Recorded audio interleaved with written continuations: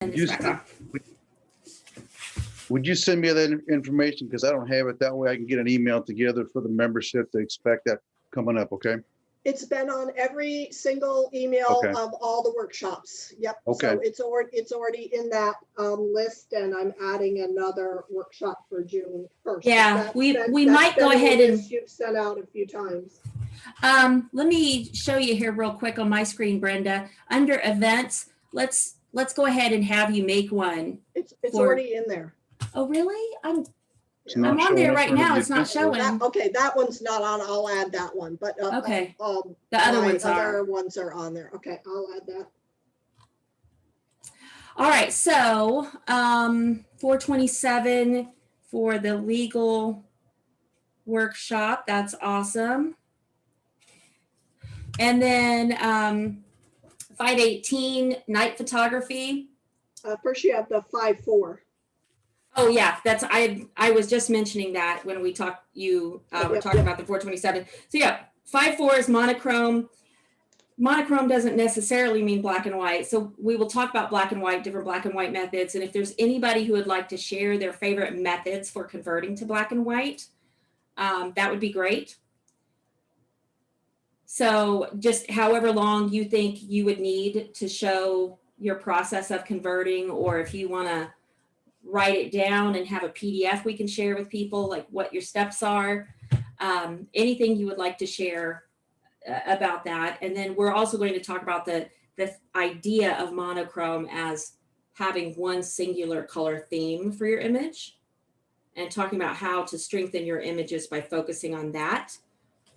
So it'll be kind of both ways of thinking about monochrome. And then night photography, 518. Then Brenda's got bird photography with Cameron Darnell, and that's with Through Hunts.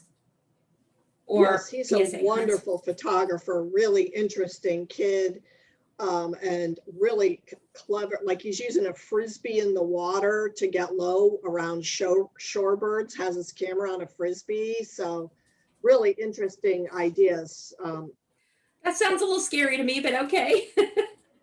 Well, you're trying to follow him, and so that's how he created it. Because you can't use a tripod, so he's got him on like a skimmer board.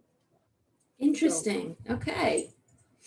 And then 614 long exposure photography, because let me pull up one of our our competition topics for July is at night and water. So doing long exposure stuff in June would give us opportunities to have images to put in competition in July for long exposure or night photography. So, and we've got some ideas to do some outings in June on the weekends and do some long exposure nighttime stuff downtown, possibly some star stuff, wide angle night sky stuff, and then the waterfall stuff that people would have access to. June 1st, I just added this today, and I'll put this out on Facebook, is Molly Isaac. She's a very well-known trainer, photographer, does tours, and she's going to do a workshop on abstracts for us, on how to photograph abstracts that, are still a composition and still are strong. And then we're going to have that as a topic in September, just like we're going to have monochrome as a topic in September. So you'll be able to, we're going to all be taking all these classes to get us prepped for later in the season. Okay. For our competitions. Yep. All right. And then let me click on see more here. I've got a couple of social outings planned for doing night photography and long exposure. So, and maybe I need to move the night photography up and do it like end of May, beginning of June or something, because the July competition stuff, we've got like long exposure and water and stuff. So, you know, maybe we need more time to do long exposure and night photography stuff. We were wanting to do something downtown and possibly do some light painting. So, and Basil is a member now, and he's got a full set of light painting tools where he can demonstrate and people can borrow them and we can all shoot stuff together. And so does Denise McQuillan, and she's won several times with her. Awesome. Yeah, her painting show. And now I don't know everybody. So is Denise, she's here in town year round, or is she snowbird? She is here most of the time. They do some traveling, but she is here most of the time, and she is here currently. Cool. So Brenda, do you have anything else for June or Nope, into July? and maybe we've covered enough of them that we can go ahead and get started. I just thought it'd be good to mention what they've got to get on there. Everybody get on your calendars so that you know what days we've got great stuff planned. Yeah, absolutely. So just pointing this out, this is the members page for the club for paid members. And then these tabs across the top, you can click on any of these to see, here's announcements, here's just general discussion, the rooms feature. I still haven't used that. I want to try that out. Members here, but events is where we've got all these different workshops listed. And I like the idea of going in and like, here's the one right now. You can add a post and discuss anything related to this topic on the event. And that will stay, you know, for previous events, people can go back and see those, but it keeps all of our conversation together about one topic. And I really like the idea of that, to post within the event so everybody can see all those topics together. And then let me get back out of that. You can go under media and just pointing out, we've got photos and videos, just kind of all in bulk. And then under albums, we've got the workshop recordings here. So if you're on Facebook, you can get to the workshop recordings there. And then I'm going to push out private links to the YouTube recordings of previous workshops. And we've got backups of our backups. So we're safe. We've got backups of the workshop recordings on my Vimeo account. They're on YouTube, and then they're also on the club's Google Drive. So lots of places to get that. And then files. If we do a slideshow for a workshop, I put them on here. So for example, here's the one that is the macro workshop. And if there's a video in the PDF, if you click on the thumbnail, even if the thumbnail's kind of big on the screen, it will take you and open another window and play the video for you, which is a really cool feature with those presentations. So if I've got a YouTube video embedded, you can click on it, and then there's active links at the end of the PDF for a curated YouTube playlist, shopping links, learning links, all kinds of stuff. So these PDFs are great, and that's listed under files. Those are the tabs across the top of the Facebook group. So that's where you find everything. Moving right along for tonight, capturing motion and action. So I'm going to go into present mode here. And, oh, well, maybe not. 110. No, down to this screen. There we go. Okay. It's showing things a little too big. Let me get out of that then. Fine. All right. So just a couple of quotes for some filler in between. So capturing motion and action can mean different things. We're going to have Jerry talk about sports. My friend Deva hopefully will make it in to talk about the high school football photography. But capturing motion and action can be event photography and how you need to know your settings. Oh, thank you. centered in Christmas. So. I get to stop showing my screen when Jerry does his thing. I get to eat my pizza since we just got home. Event photography, freezing movement and knowing what shutter speed is appropriate for that, and or allowing movement in the image and knowing how slow of a shutter speed to use and knowing how to use your rear curtain sync or second curtain sync functions between your shutter speed and your flash. There's also intentional camera movement, which we're going to see some examples of that here in a second. What the range of movement is, how much you move makes a difference with intentional camera movement. You can even rotate or swirl or zoom in or out during exposure. I do that a lot for backgrounds for my wedding receptions. I'll take pictures of the DJ lights and I'll zoom during the exposure and then do a pop of flash at the end that will show the actual DJ light, but then I get streaky lights coming out from it. And I'll stretch that all the way across in a wedding album and then stack pictures on top of it of crazy dancing stuff. So we'll see some examples of zooming during exposure too, is kind of fun. And in a way that shows motion a little bit.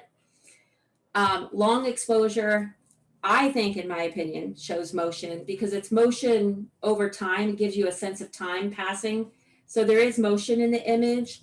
So clouds, star trails, streaky taillights or headlights of cars come to mind for that type of image. Motion around one still subject. So someone in the middle standing and motion all around them. People moving, like one person standing and then a whole crowd is moving by, hustle and bustle, shows motion. Panning is another technique we're going to talk about, how to hold your camera still for panning or use your tripod. There's a couple tricks to that.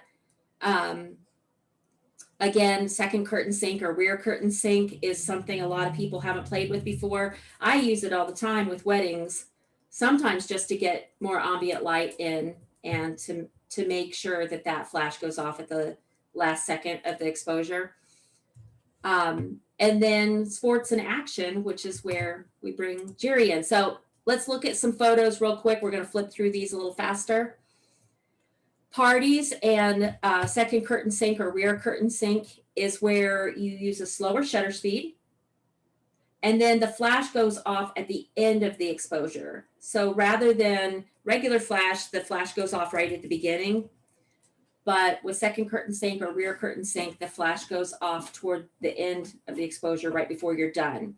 So these are really great examples of where you can, depending on how slow you do it, and that's typically anywhere from 1/4 of a second to 1/15 of a second, maybe even 1/2 a second if you really want it streaky. And sometimes you'll move the camera. A lot of wedding photographers call this shake and bake. I don't know why, it's like a slang term for whipping the camera and then the flash goes off at the end. So you'll get like a swirl of lights in the background and then the couple dancing on the dance floor. There's a DJ over here, and so you could see his hands kind of moving, but he's kind of still and just his hand was moving on the equipment. So that's a technique where you'll get a blur of movement and then the flash is actually going to stop it at the end and show people more static in place. So like here, you've got a little bit of streaks of people moving on the dance floor, and then the flash is going to freeze them. And with weddings, with event photography, using an appropriate shutter speed to stop action. I use at least 1/125th because people walk really fast. And if you do less than that, you end up with blurs, even if you're popping your flash. I have people who practically run down the aisle at the end of a wedding. So sometimes you have to get a little heavy-handed with the flash and the shutter speed kind of high to make sure that you have nice, crisp photos of them walking. Dance floor is where I do more of the second curtain sync or rear curtain sync to show some motion. And it's typically toward the end of the night. So that's how you use it with event photography. And that could be any kind of party, birthday party, corporate event, whatever. Intentional camera movement, I'm really interested to see the abstract lady if she talks about that at all. that'll be, I'm interested to see what she teaches. So I love intentional camera movement where you just want an impression of the scene. It is very impressionistic, like impressionistic art sometimes. Sometimes it's just a blur of color. It's used a lot in like forests with trees. You get the, especially if you pan up, you get the streaks of the trees and then you get the colors in between them. But you can also pan both ways and get like this cross hatching type of effect, or do a swirl. This is a swirl of Christmas lights, which actually makes a circle. So, Avery, are you on a swing? Yeah? Yeah, it's in my closet. That's so cool. I saw these strings coming up and I'm so distracted. Squirrel. Avery's got a swing in her closet. What a cool kid. So there's a couple more here. This one looks like it was flowers, some greenery, and then flowers just outside. And there's just a little bit of rotation and you get that swirl with the flowers. So, but the trick is go at a time of day where the light is not so bright, where you can slow your shutter speed down enough, or put a neutral density filter on. And for those of you who are not familiar with neutral density filters, it's kind of dark. You can get them in different levels, or you can get one that's variable. So when you turn it, it changes and it becomes darker. It's like sunglasses for your lens, for your camera, that makes it take in less light. That way you can slow down the shutter speed, but it's not going to make the picture too bright. So variable neutral density or different levels of neutral density filters are kind of handy for this sort of thing, especially if you're out in the daytime and it's still kind of bright out. So if you're doing outdoor stuff and you don't have neutral density filters, then maybe going out in the evening is a good idea. And sometimes you have to use a smaller aperture, f8, f11, f13, f16 type of stuff, to get that slow shutter speed and move your camera. So sometimes a blurry photo can be kind of cool. Like this one, it's rainy and they had just a little bit of movement side to side, not very much. And just the people are just a little kind of foggy, blurry, and it almost makes it look like a painting. So I really like that. This one is a little swirl and it looks like there's a person, but you can't quite tell. So it makes you look at the image a little bit longer. So here are some that I found that I really love that I wanted to share. Bushes, maybe. It looks like it could have been that, or like grass at the side of a beach. And then there's like a sand dune or something. I don't know, but I like the texture of it. This one I thought looked really spooky, like nightmarish kind of, maybe. I don't know. So you can tell that the movement was up and down because it's streaky that way. Beach maybe for this one.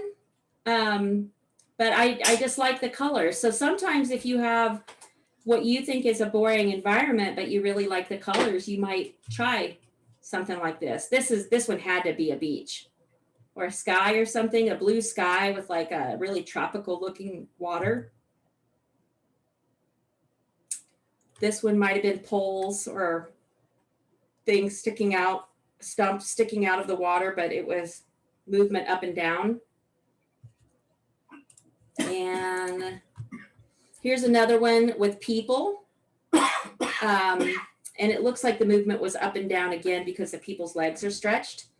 But again, it's a photo that takes on kind of the look of a painting. I've done some of these with like reflections of trees in the water by a lake. So this one looks like it wasn't actually water, but the trees themselves, like in a forest. Here's another one. Maybe trees? I don't know. The lines are so close together. It almost starts to look like a microscopic close-up look to like fibers in some kind of weaving or something. I thought that one was really interesting. This one looks like fall trees, maybe water, like really slow shutter speed and a really smooth movement going up. Maybe they used a tripod to go smooth and rotate the camera up. There's another one. I really love the colors here though. And then you don't see the bark on the trees. It's very smooth. This one is zooming, but then the people on the train are sitting still. So you see them, and then you see the streaks from the zoom during the exposure. There's another one. And these look like a wide angle or zoomed out and then hold it.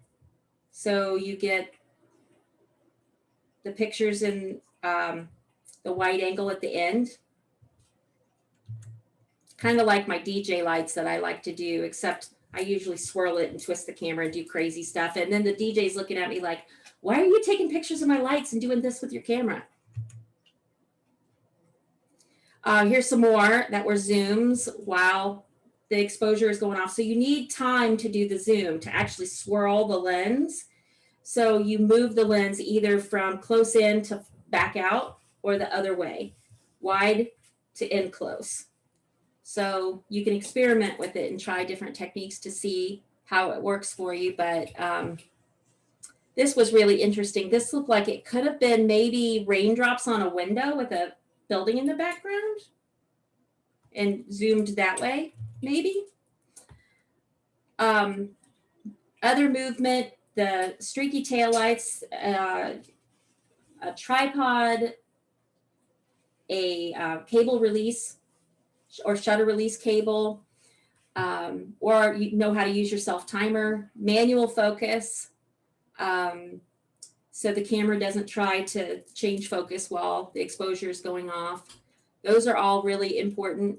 And then you're going to have a lot of tones with that kind of long exposure. So shooting raw is really good to reduce noise and maximize your dynamic range when you do your editing. So we've all seen pictures of waterfalls and rivers and that sort of thing. And that shows motion and time for the water to do its thing. But if you point a camera at the sky, and we can get more into that with some of our astrophotography guys, you can get some star trails or get streaks. As the earth rotates, you'll see the stars have streaks. Or streaky taillights. That's one of the things I want to do for an outing for the summer. So we can go down to like around Clinton Street where it's a nice busy street and set up tripods and get cars going by and get the taillights going through underneath the bridge. Okay. Yes, I know I need to calibrate again, monitor. So this is a video that I embedded in with well-known photographer on YouTube, and it's a video of him talking about long exposure photography. I'll leave you guys to watch that on your own when I post the PDF. Again, when you get the PDF, you download it, all you got to do is just click on the thumbnail in the middle or anywhere on the thumbnail, and it'll open up another window and it'll play that for you. And this video is also on the custom playlist, and I have a link to that at the end of the presentation. So here's some more long exposure photography. Now, even if it's darker, remember the longer you leave the shutter open, the more light you're collecting. So this could have been darker looking in real life, but once you leave the shutter open for a couple of minutes, an hour, it might have been quite a bit darker in real life when this image was being made. Because see how streaky all those clouds are? That's time going by for those clouds to move through the sky. So that's something to remember, that if you want that long exposure, you're going to have to give it time for those things to move and show motion. So you might need to go out when it's darker than you think to try to have a long enough shutter speed to get that. So let's go up and show just a couple of examples of, again, long exposure type stuff, star trails, that sort of thing. These aren't super, super long. So, you know, this could be a couple of minutes even, and you can start to get star trails. So, and it just takes some experimentation to get that. Here's a city scene with taillight trails. And if you want the star effect on the lights, you get that by having a small aperture. So again, f8, f11, f16. Oh, we've got another person coming in. Let me do that real quick. All right. So here we've got another streaky light. There's one of those star effects. I just wanted another couple of examples to show that. So if you like that star effect on the street lights in the background, you're going to want to use a small aperture, and that helps you get a proper exposure with a long, slow shutter speed. So those two kind of go hand in hand. When you make one thing let in less light, you can change the shutter speed slower to let in more light. All right, moving right along. Panning, and we're getting real close to our sports here. Panning is another way to show motion. Panning is something I think that maybe a lot of us haven't tried. So I'm excited to maybe get out and do some walking downtown, and maybe I can try to do some pictures of those people on those crazy scooters that go downtown. I'm not a fan of the scooters, but maybe if I got some cool pictures of them, I might change my mind. Not this type of scooter, you know, those electric scooters that people leave laying over everywhere. They're a nuisance downtown. But I thought it was interesting that panning can be, like, people use panning for wildlife, like birds in flight. That sounds really difficult to me. But it's used a lot for cars, motorcycles, and I'll show you another couple of examples here. Here's panning with a merry-go-round or carousel, and then here's one with a motorcycle. So by trying to pan the same speed as the item going past and having a slow shutter speed, the background is blurry, but the subject is clear. And so you've got to kind of time it, and you've got to work on finding the right shutter speed. But really cool technique, and makes for some very dynamic images. So just takes some experimentation to find the right settings to make it work. But in general, slower shutter speed than if you were trying to just catch them and freeze the action, and you've got to move with the item and follow them. And important to use with this would be to find out how to do burst mode on your camera, or it might be called, like on my camera, it's called continuous high or continuous low. It might be called something different on your particular camera brand or model. So a high speed shooting where you can do a lot of pictures in a row, like as the person's going by. So, and that's called panning. I included 2 clips from the same video from Adorama TV, where they're talking about panning and how making sure you hold your camera steady, holding your camera properly. And then you can even use your camera strap, if you pull it up tight and a little shorter, to hold your camera out and like brace your arms. You can use that as you shoot that burst as the person's going by. So if you don't have a tripod, you can still do panning, but you might have to like really brace yourself with your elbows in tight, or you might have to pull against your camera strap and use that like a brace to make that smooth movement and hold the camera steady as you go across. So, and again, these will play when you download the PDF afterward from the files section of the members page. If you click on these, they'll open in another window and play for you, and it'll go right to the section of the video that gives you the gist of what he's saying. That way you don't have to watch the whole video if you don't want to. But if you want to, you can always go back when it opens in the other window and go back and watch the whole thing. But I went in and found just the good stuff for you guys to help you get the hang of it. Panning tips, again, use your camera strap to brace, use burst mode to shoot high frames per second to get a lot of shots. That gives you a lot of chances to get it right. And you want to move left to right or right to left, horizontally as you pan. Slow enough motion, shutter speed to get the motion showing behind the subject, but you want to follow them as they move across and keep them in the frame. You can use a tripod to do this. So you would have one hand, left hand, moving the tripod and turning it, and one hand holding down the shutter. So you can do that as they go across. The other thing is being aware of what focus method your camera is in. So it's called different things for different camera brands. It could be called, like I have AFS is autofocus single, where you're taking pictures of static people, a single photo at a time, and you're not trying to do things fast. Continuous for me is when there's a lot of action going on or I need to follow something. So on your camera, it could be called servo or AI servo. So what your focus method is, you might need to bust out that camera manual and look it up to see if you need to change your autofocus method as well. Or maybe you want to, pre-focus on a range of distance and manual focus. So you don't have to worry about your camera getting weirded out with focus as you're trying to pan across.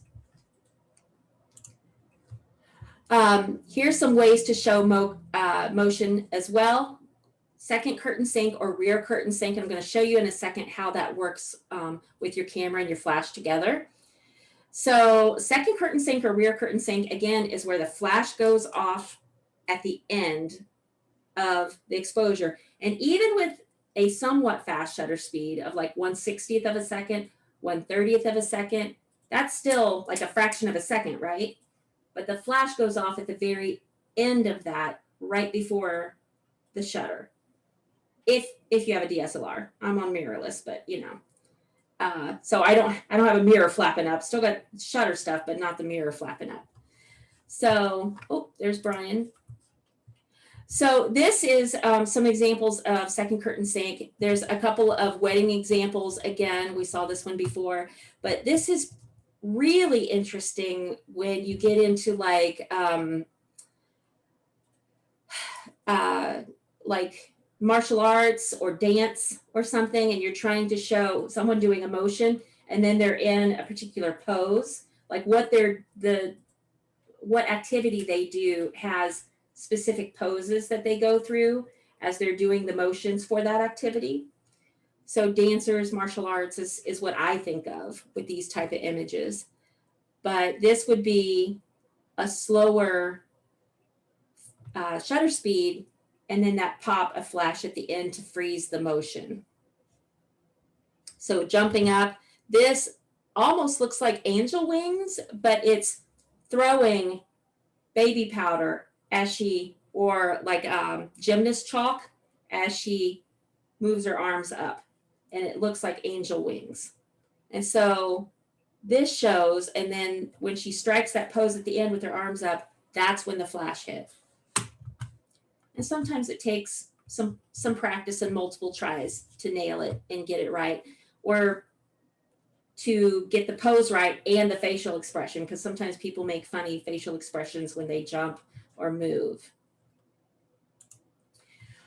What does second curtain sync look like on your equipment?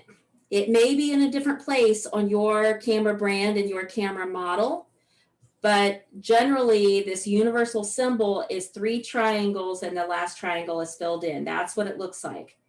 And it could be called second curtain sync. It could be called rear curtain sync on your camera.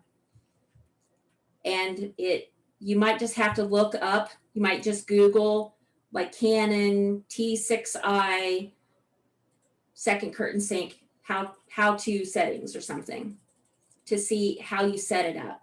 And so it's your camera and your flash working together, whether that flash is on top of your camera or whether it's off camera flash. You can do it with on camera flash. So don't think you have to have fancy equipment to do that. Here's another video, and this whole video is about 7 minutes long, but it's by Rob Hall, and he is a Godox guy. Godox is also known as Flashpoint through Adorama, and in Canada, it's known as Strobe Pro. But that's all the same brand of flashes and wireless triggers and stuff. This is a really good video where he talks about this photo shoot and how he achieved the particular look and what settings he used and how he used his flashes to kind of look like spotlights on the stage, but then get that pop at the end to freeze the motion. And again, you can watch that just by clicking on the thumbnail, this big thumbnail in the PDF. And it's in the curated video list too. Okay, sports photography. Examples. Here's a list of shutter speeds where it talks about, you know, to get up to stopping motion of people jogging, you're looking up around the 1/200th of a second range. And to be really sure if they're running, I'm at 1/500th or faster.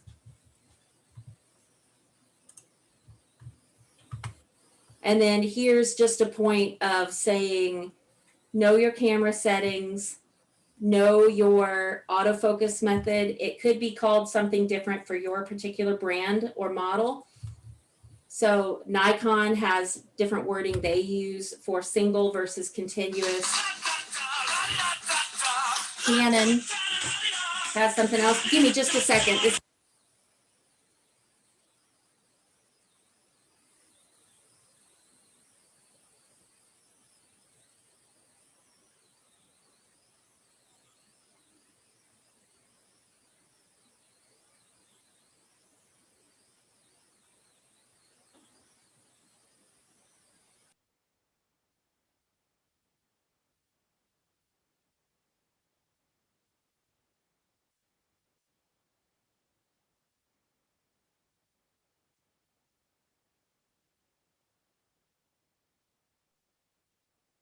Avery, did you and Jerry get to go out and, oh, you're back. Okay, sorry. Oh, no, that's okay. Go ahead. Go ahead. I was just gonna ask Jerry and Avery, we're gonna go out and photograph at Botanic. I just wondered if you guys got a chance to do that.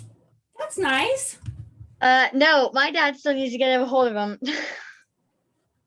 Okay. Yeah, so that would be great. Yeah, you need to stand by your dad while he dials Jerry. Okay, sorry, Chris, go ahead. Oh, no, that's okay. I'm just sending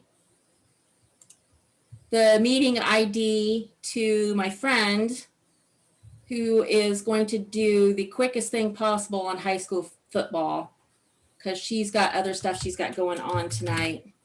And then we've got time to get Jerry's thing done and get him out of here on time. So Zoom as.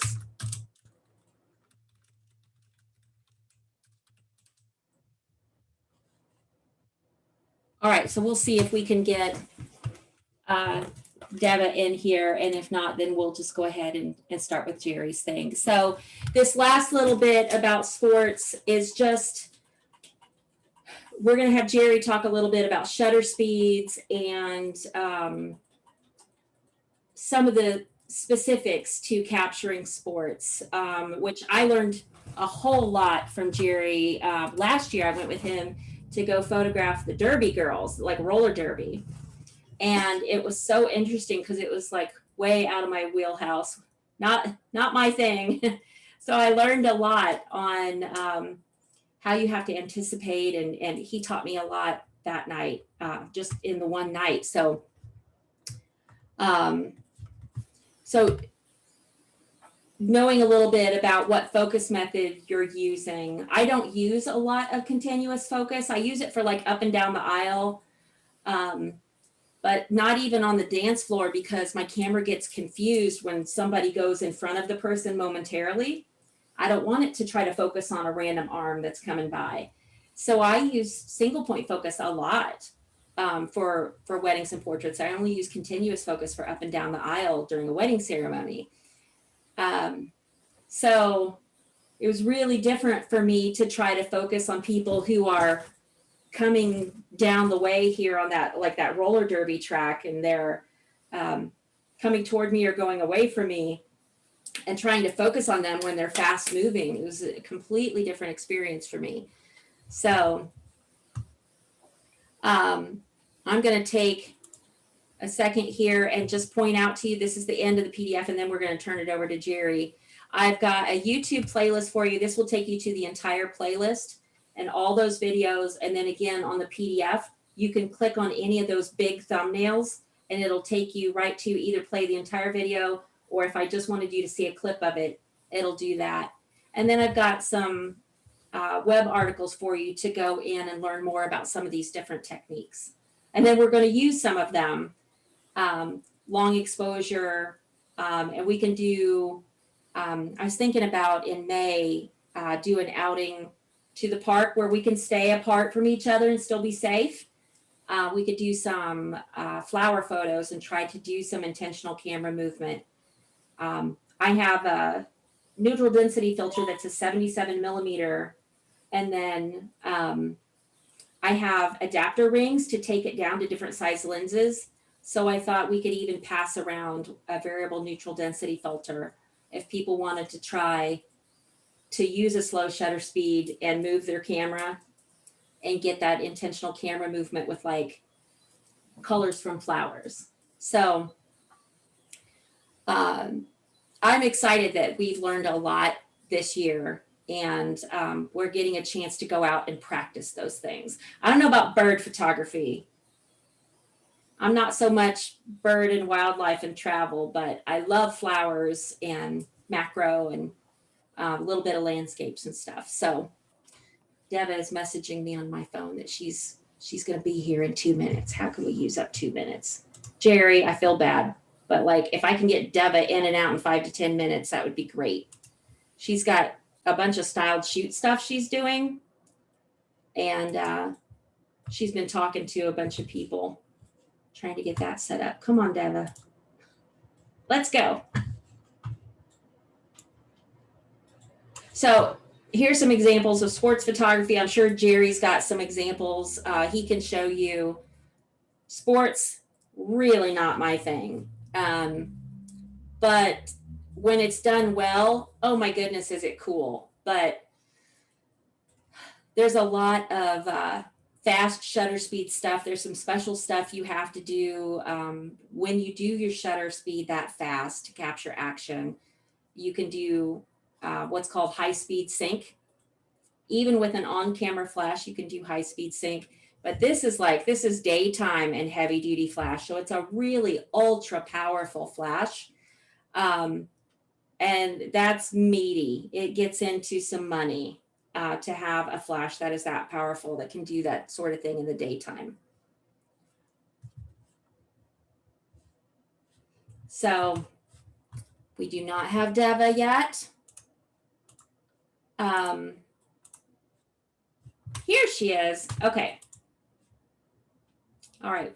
Give it a second, see if Deva's got audio.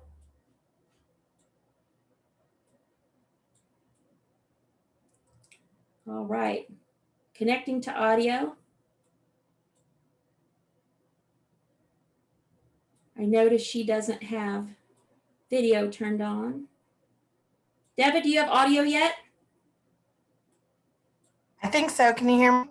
Yay. Now, Deva, you should be a Zoom pro by now because she's been doing Lightroom classes with me too. So, okay. So Calling all Deva. my meetings with the models too. Yes. So I told everybody we want to get you through here quickly because I know you've got stuff going on tonight. So I wanted you to come on. I wanted you to talk about sports specifically. For anybody who is interested in doing any type of sports, I know you and I talked about it last night a little bit. Deva's done a lot of high school football. So I'm going to let her talk to you about her experience, and I'm going to chime in and ask some questions but I am going to stop my video. You guys can still hear me, right? Yeah? You can still hear me? Okay. We can hear you. Yep. I hear Okay. you. All right, no video, so I can eat my pizza while Deva is talking about high school football. So Deva, tell us quickly, how did you get into shooting high school football? And how long did you do it or still doing it? How often did you shoot high school football? Let's see. Okay. I probably started 8 to 10 years ago. Okay. And how long Roughly. after that It was, started as my. Go ahead. I was just going to ask you, what was your experience level when you started shooting high school football? Like, how long had you been a photographer before you started attempting to shoot high school football?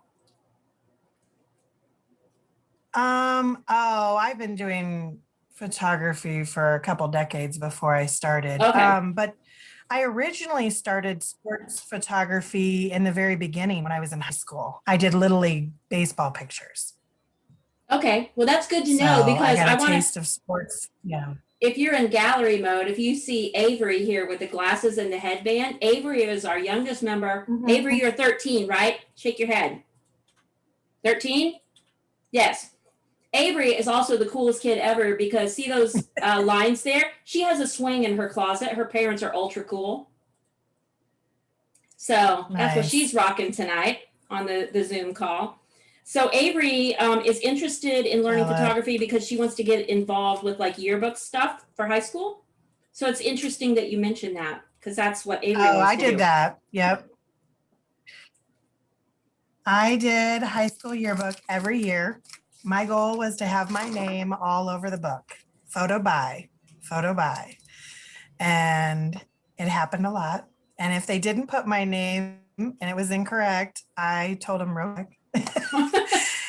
And that's a good way to get started as yearbook. Yearbook will give you a lot of experience in a lot of different things. You'll learn how to take good candid shots. You'll learn sports, different events, how to anticipate what's going to happen next. Plus, you get out of class and you get to go take pictures of certain things that are going on during the day. And That did you was take always a pictures of plus when I other was in high sports school. besides football? When you did yearbook, did you do other sports Yeah, I besides did. football? I did soccer, football, and ironically, I didn't do football when I was in high school. That's probably the only sport I didn't do when I was in high school. And why was that? let's Because the see, I games were at did- night? Did it like weird you out when you were younger that the games were at night often?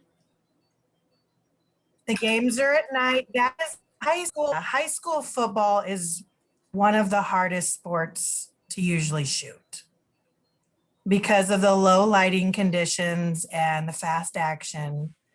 And you got weather elements too at times. It's football season's unpredictable for the weather. So if so Avery is you've going to got do high school that. yearbook, if she's going to do high school yearbook and get involved with all this, if she wants to cover sports, you would recommend starting with something else besides football first, just to get the feel of it. Oh yeah. Okay. Yeah. Note And to I self, wouldn't Avery. start out with soccer. I wouldn't start out with soccer either. Soccer is a lot of running. So don't start there. Okay. Good to know. I would start with like well, it's spring right now. Are you going to do yearbook next year? And it already. She's 13. Yeah, She's got her I'm volume off. only in 7th grade, so I still have 2 more years. Okay, so you got 2 years. Yeah, Okay. she's got time to learn. And they might let you help. They might let you help with the yearbook in middle school too. Especially once Am I they see freezing what a great photographer she's learning to be. Ooh, call that Avery girl. She's Exactly. awesome. Plus, Well, we heard and, she's really cool. She has a swing in her closet. A good way to practice too is there's a lot of youth sports outdoors in the summer. And if you contact like the PAL Center, PAL, they have like PAL football, and those Okay. games are during the day. And just real quick, PAL is Police Athletic League. Mhm. And if you look that up and just say, hey, would it be okay if I went and practiced as one of the games? They're not going to say no. They're going to say, yeah, that's fine, because they don't charge you to get in the games. Parents just come watch, and they happen all over the town, all over the city. So you could choose one that's close to you. And it's a good way to start because it's early in the morning on Saturday mornings, so you don't have school. And then the lighting's usually really good because it's first thing in the morning. One game I've done PAL pictures too, and one game was really cool because there was a lot of fog, and it showed up really neat with the football pictures. That was fun. Okay. But yeah, I would just, if you want to practice action shots, just go to any school event that you can go to and just try taking pictures of anything that's moving, whether it be the crowd or the people that are playing whatever sport. Just get action shots of anyone. Okay. And so The Deb, more I you take, the better you get. have a question, and this is what I imagine is Mhm. running through Avery's mind, but I might be wrong. She's thinking, boy, this lady is jealous of my swing in my closet. And she would be right. I want to swing in my closet. Anyway, so Deb, tell us if you were new to shooting any sport, like daytime, bright sunlight, okay? So none of the nighttime issues that you would have with football. What shutter speed do you think you would start at? Let's say if you have a whatever shutter speed you think would stop action, and then because I know you can change the ISO to balance the exposure. She's probably going to have a consumer zoom, so f5.6 on the long end of the zoom, and then what focus method would you tell her to use?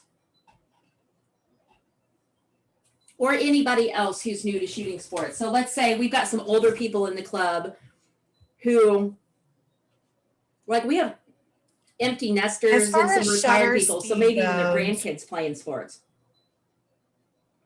Yeah, as far as shutter speed goes, anything 300 and above. Anything 300 and above should be fine, and then so that you're getting good balance. Okay. And so, lighting.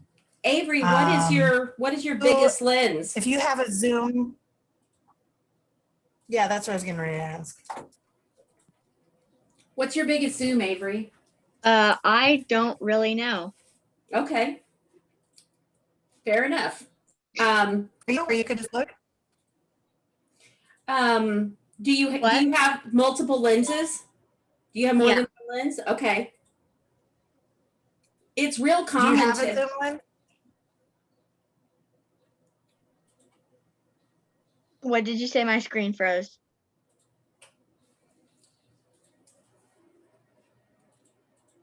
Have a zoom lens?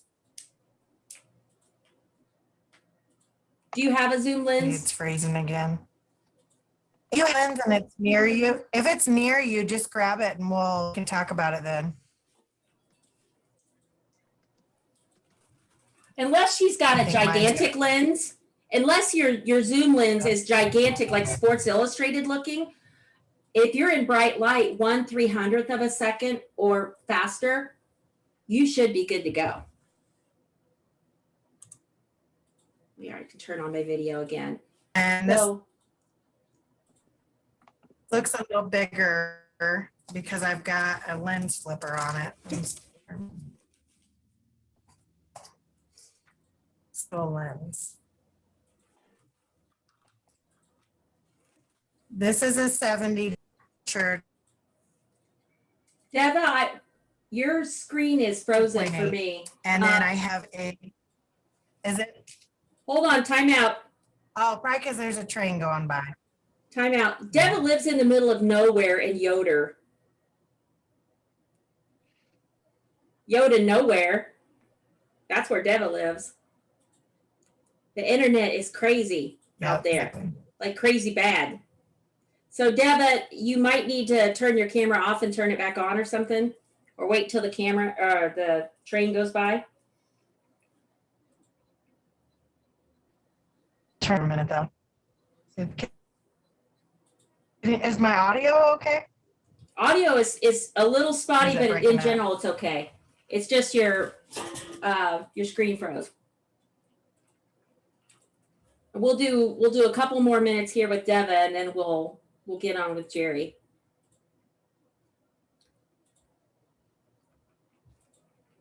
Because Jerry shot a lot of sports too, and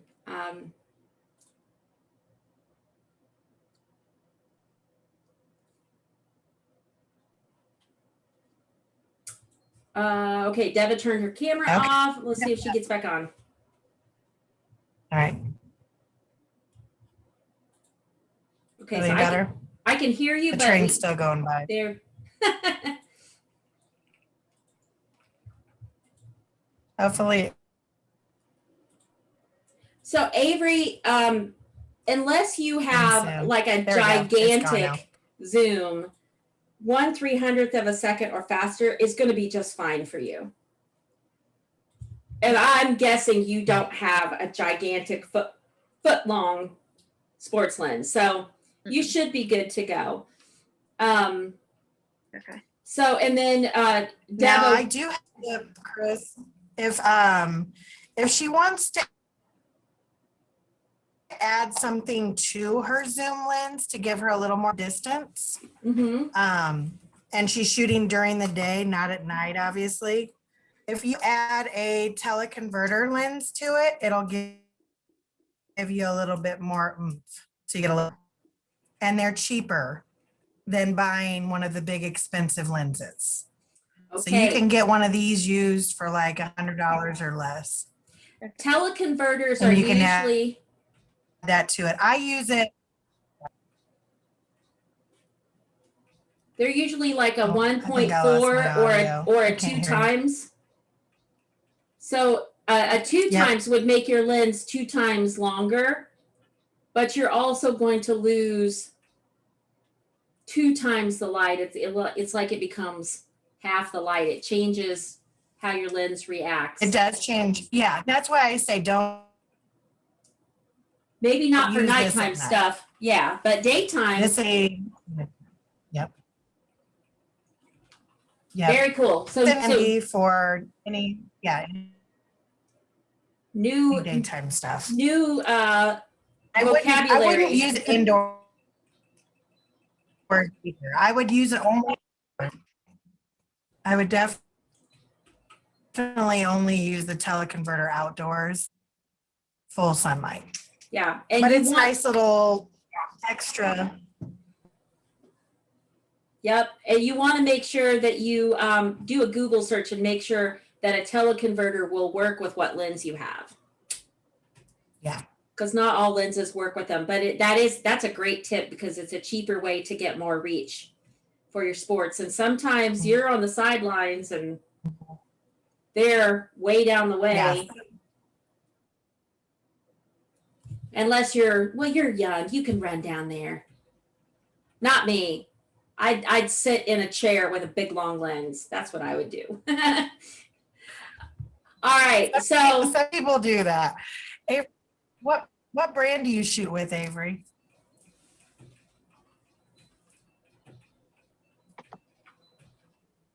Am I no, I heard you. froze? I don't know if she can hear you. Okay. Avery, can you hear us? Can you hear Avery, us? what brand?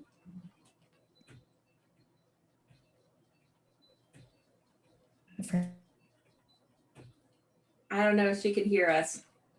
The only reason I ask is I probably have some old zoom lenses rid of. Oh, yeah. So that might be something Just- that, if Jerry gets together with her, Jerry shoots Nikon, but if Jerry gets together with her, they were talking about meeting up and doing botanical conservatory, was it? I think Brenda said something about that, or Jerry. That was what the original idea was, yeah, but that's open for flex. I mean, I'm open for options as far as what to Yeah, shoot. no, that's great. A little bit of a mentorship. So yeah, it'd be interesting for all of us to kind of know where she's at and what, so we could help her with advice on finding some inexpensive equipment to get her going. So you got a lot of people on your side here, Avery. So yeah, so and Deba, just real quick, I wanted to ask you, you actually are more than just a hobbyist, you have a photography business. So I know you and I had talked about how you did high school football photography and how that got your name out with seniors and families and stuff. So I thought if you could just give us a 1 or 2 minute thing talking about how you used football as an in at the school to meet people in your community. Oh, yeah. Well, that's been kind of huge because I'm on the sideline and I'm at different games. So that means different, athletic director meeting and different coaches, different parents and whatnot. And so you kind of get to meet a lot within the schools is a great thing. People start to favor your name and then they go, oh, we need pictures for this. Who do we know who takes pictures? Oh, remember that one girl? She's always at all the games. Does those pictures. And then they start to ask. I take cards with me every game, hand them out every game. Even if it just has your name on it and your email, something where they can reach out to you. It's a good way. Yeah, something for them to be able to contact. And then I started some football newspapers, and that was fun too. And they're always looking for more photographers too. So that would be something to try. Let's see, what else is another good thing?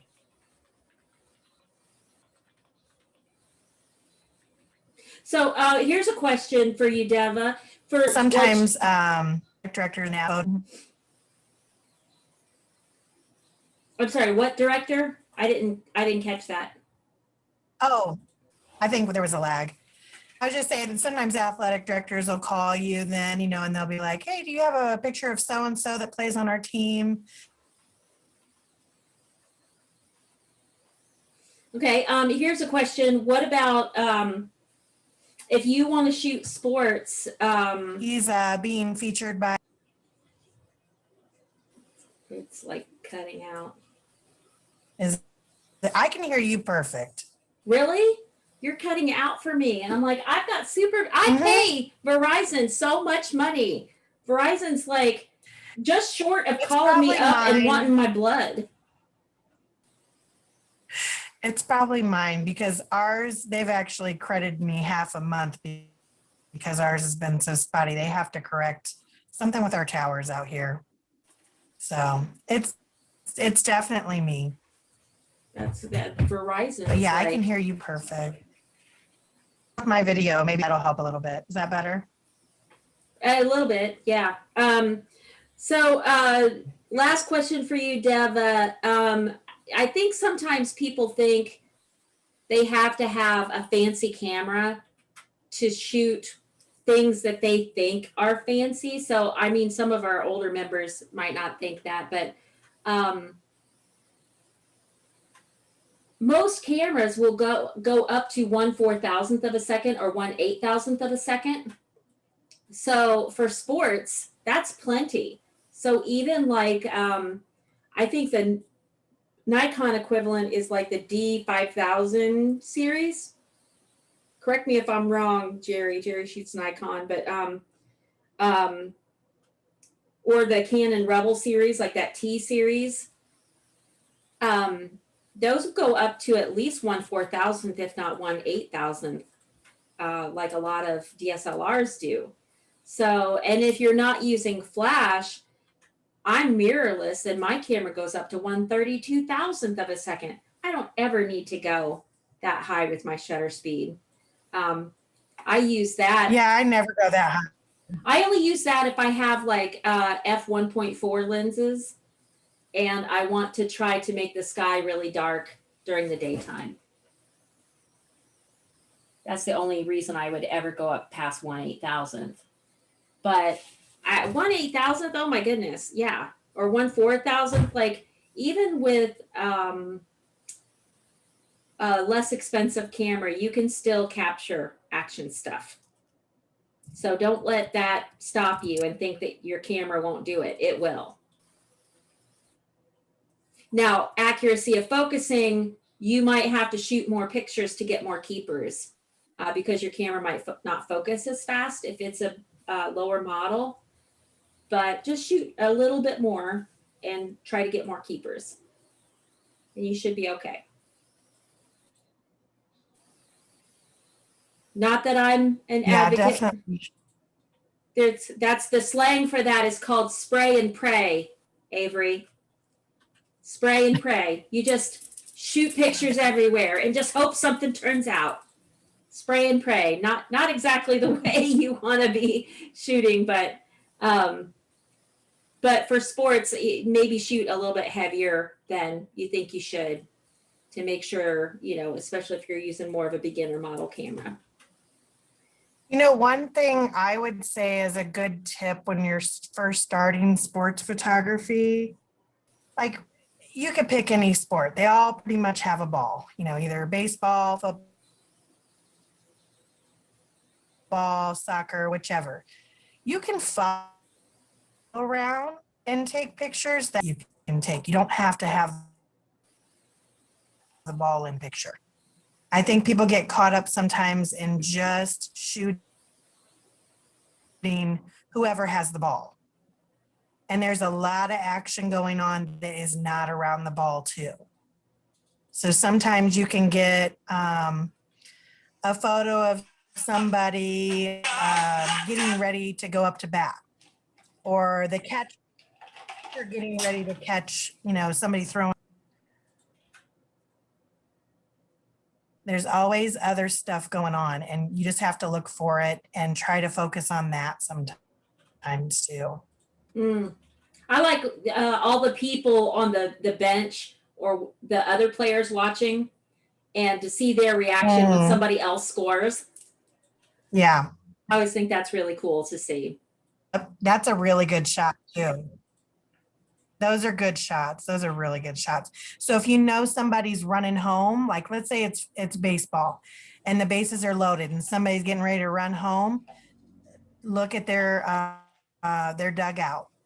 That's where you're going to see the happening because they're going to get excited if they score. It's kind of learning how to anticipate. The more you know about the sport that you're shooting, the better you can shoot it. Good to know. Stand like, oh, they're going to switch sides of the field now. Right. And that really makes sense. You don't want to walk down to one end of the field and they're flipping sides and you got to walk right back. Right. Well, cool. So, Debra, thank you so much the more for you know about the sport, the more it'll help. Thank you so much for hopping in our meeting and joining us here and sharing a little bit of your experience. That's really helpful. And yeah, so I think we're going to turn it over to Jerry. Debra, you're welcome to stay if you want, but I know you also have stuff for your business you've been working on in the evenings a lot lately. So I'll leave that up to you. But thank you very much for hopping in. And thanks for having me. Yeah. All right. So Jerry, we're going to turn it over to you and you've got the floor. And when you're done, we'll just see if anybody has questions or anything, but I'm going to let you go for it. And if you want to do screen sharing, give me just a second and I will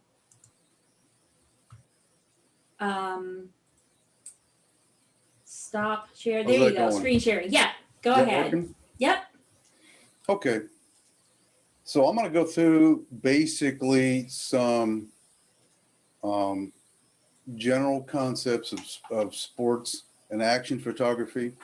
First thing I'm going to do is give you an idea of the kind of equipment I use. I have my first camera I used was the Nikon D7100, which was what Nikon classified as an enthusiast level camera. Okay. I'll be showing you some photos of mine. What I use now is I use two. I use a Nikon D500 and I use a Nikon D5. Okay. The D500 is what they call a crop sensor camera, which means it actually will kind of zoom in for you a little bit. And the D5 is a full frame camera. Okay. So I started with those two. I worked into those. Okay. That's a pretty sizable investment for those two. I shoot indoors, I shoot outdoors. When I shoot sports, what lenses I choose depends on whether I'm going to be inside or outside. I start with basically three. I've got a Nikon 24 to 70 f2.8 zoom. I use a Nikon 70 to 200 2.8 zoom. And I've also got a Nikon 200 to 500 millimeter f5.6 zoom. Good heavens. So yeah, when I shoot indoor stuff, I don't use the 200 to 500 zoom at all, period. What I will do inside, like if I shoot high school basketball, indoor sports, high school volleyball, indoors, I'll bring a Nikon 20 or 14 to 24 zoom, a Nikon 50 millimeter, and a Nikon 85 millimeter. Those are both 1.8s. I'll also bring my 70 to 200 and my 24 to 70, and I'll carry those. I will typically shoot carry two cameras at the same time. Not always, but as a general rule, I'll carry two cameras. Real quick, Jerry, can you explain to the non-two camera people why you do that? Yeah, sure. It's easier to change lenses. In situations where you have a break in the action, like between plays at a football game, you would technically have some time to change from one lens to another. Not recommended. But if you're in the middle of a play and you want to go from a very close-up angle to a very wide angle, you just grab camera number 2 and start taking pictures. I will carry two cameras just for that reason. It lets me change back and forth to get different perspectives very quickly, but it is not a requirement by any means. I shot a lot of sports with one camera and one lens, and that was it. Okay. But that's why I shoot two cameras. It gives me the flexibility to move back and forth between my 24 to 70, my 70 to 200, or my 70 to 200 and 200 to 500, depending on what I'm working with. And Deva was correct. You need to know basically how a sport works. Okay. Roller derby is an area that most people have no clue how it works. So it takes at least one event to get a feel for what kind of action is going to happen. Okay. Oh yeah, I learned that. And it was cool though. I've been shooting for them for about 4 years, doing various stuff for them. I do the team headshots, that kind of stuff. I do other stuff as well, but basically, we shoot on-track action. We shoot little kids during the half times, that kind of stuff. So learn something about the sport. You don't have to be an expert in any sport, but know how to anticipate what's going to happen next, okay? Know where the action is going to take place. For example, in roller derby, there's about 4 to 5 areas that we can use that we know things are most likely going to happen. In sports like baseball, basketball, football, you're typically reserved to certain areas of the field you have access to, or the courts. In other words, you can't sit in front of the team benches for basketball. They don't let you sit there, okay? But you can sit in the corners. You can sit on the ends. It just depends on how you're willing to take pictures. But know where to anticipate the action. For basketball, it's going to be someplace under the goal usually, or in that half of the court between the center line and the basket if you're sitting under or near the basket. So get an idea of where things are going to happen. In roller derby, it's everywhere because they do offense and defense simultaneously, which is unlike any other sport you'll deal with. One team plays both halves of the game at the same time. So how to follow the action as a general rule, and these are all just general starting points. For stick and ball sports, you're going to want to follow the action, which basically is where the ball is. So typically you try to include the ball in your shot as often as possible, and you want to capture what's called peak action. You want to get it at that moment of impact, so to speak, to maximize the effect of the shot. Okay. So for stuff like hockey, you want to see the hockey puck in the shot someplace as a general rule. Okay. Now I have done shots that don't, by specific request in some cases, or to focus on or highlight as an individual player. You'll shoot them in casual positions or during certain other stuff. When you shoot this, when you go out and shoot it for the first time, you anticipate what's going to happen. You shoot for peak action, okay, by anticipating what's going to happen at what point in time and being ready for it. The second thing you deal with is you want to capture facial expressions. You want to see the face, the eyes, the look on the person or players' faces. That's always going to be important to get in any sports, as you want faces, okay? So with that in mind, I'm going to walk through a few camera settings. Now, these are things that I shoot when I do sports, and it depends on whether it's indoors or outdoors, which ones I shoot. I tend to shoot mostly fully manual. For indoor sports, I will set my settings once and then almost always forget about them, because the inside lighting, whether it be dark or light, doesn't change throughout an event. They're not going to turn the lights off halfway through the game, or they're not going to turn the lights on halfway through the game. So I tend to set my stuff once and leave it where it is, unless I want a special effect of some sort, which I've done before. Okay. I will sometimes shoot shutter priority, or what's called TV mode for Canon cameras, but very seldom. It depends on whether I'm indoors or outdoors. When I focus, depending on the sport and depending on what I want to be in that shot, I will use spot focus almost always. Depending on how fast the action is, sometimes I'll use a small group option. Like in my Nikons, I have a D5 or D9 option, which means you'll look at 9 focus points in that frame and pick something to focus on. If you let the camera do it for you, it's going to focus on something you didn't want it to shoot. If I use spot focus, I can shoot between 2 players and focus on a third player behind them and get that person in focus without having to worry about it focusing on something I don't want it to focus on. Okay. I also tend to use a high frame rate, what's considered a continuous high. Now, my Nikon D7100 would shoot 7 frames a second.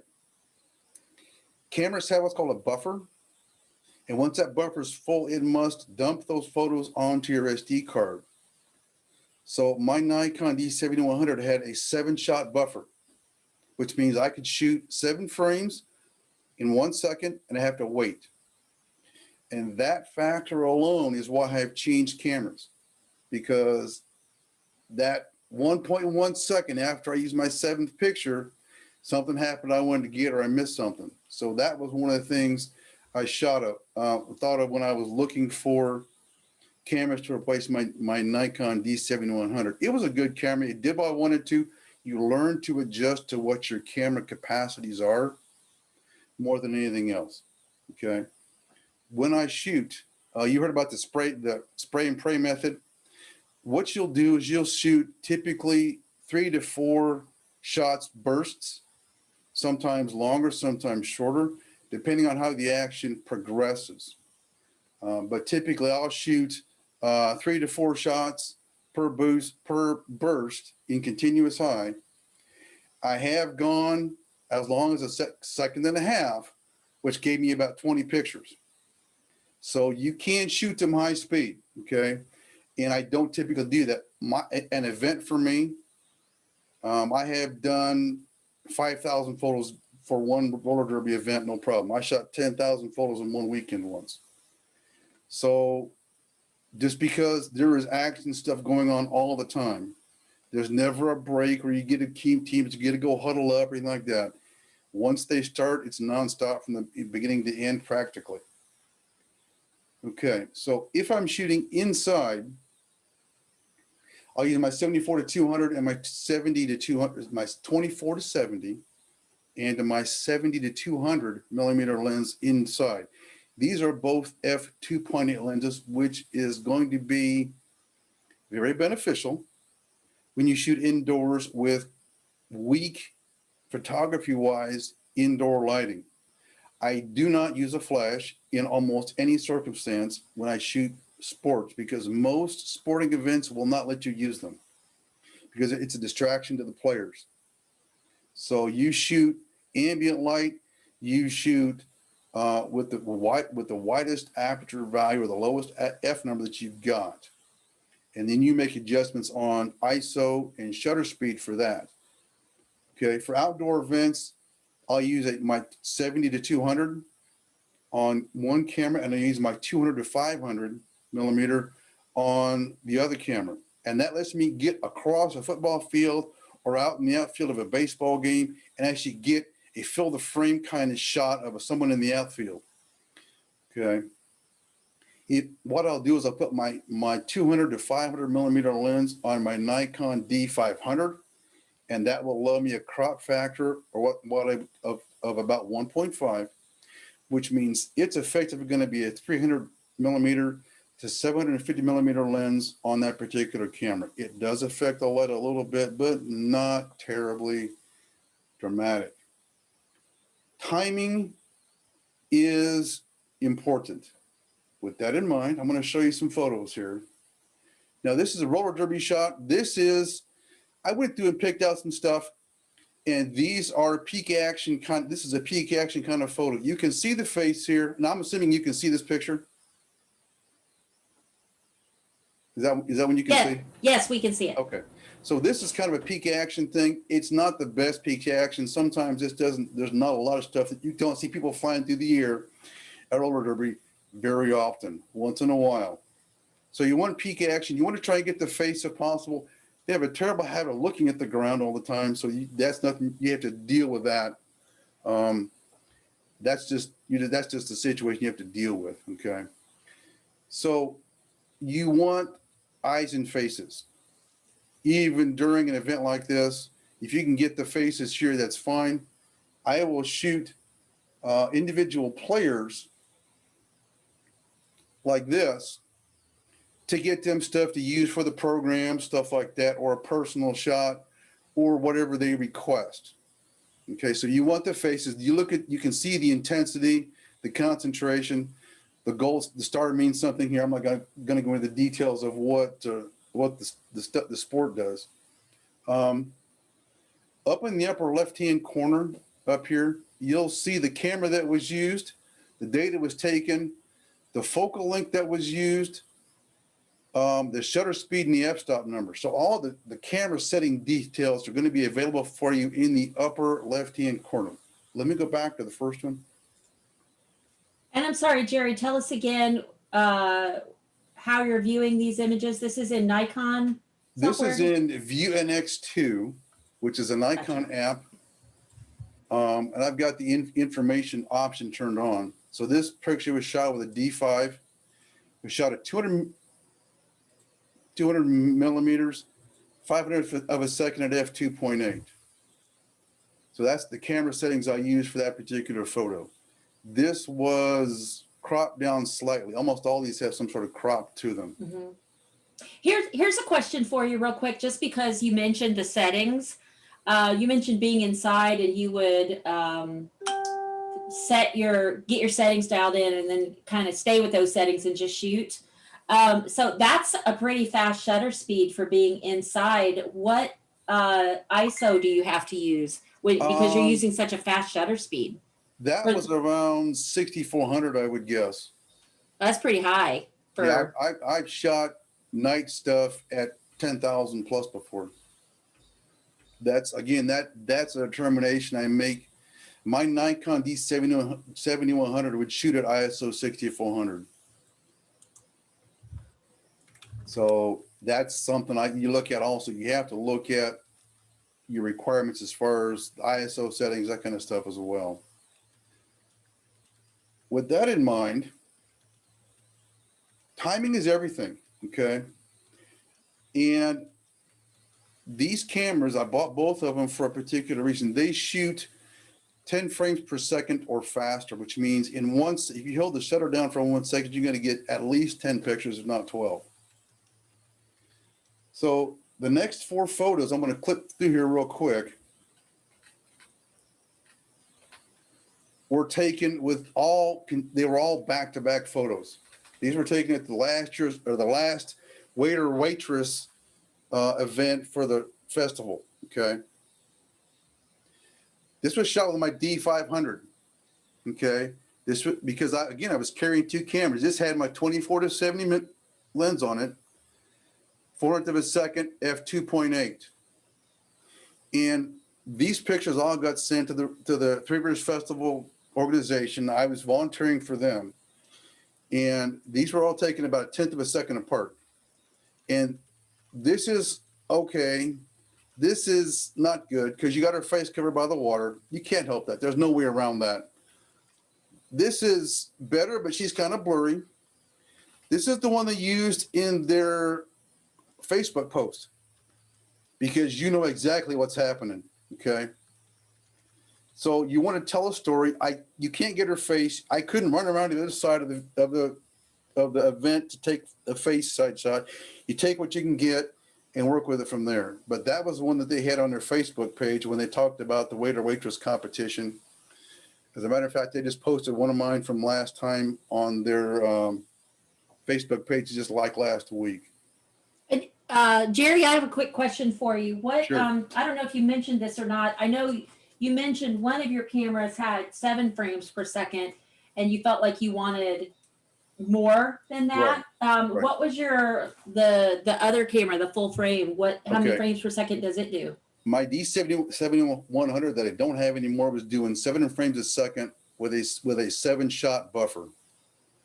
The D500 will shoot 10 frames a second with virtually an unlimited buffer. I can shoot 200 pictures continuously.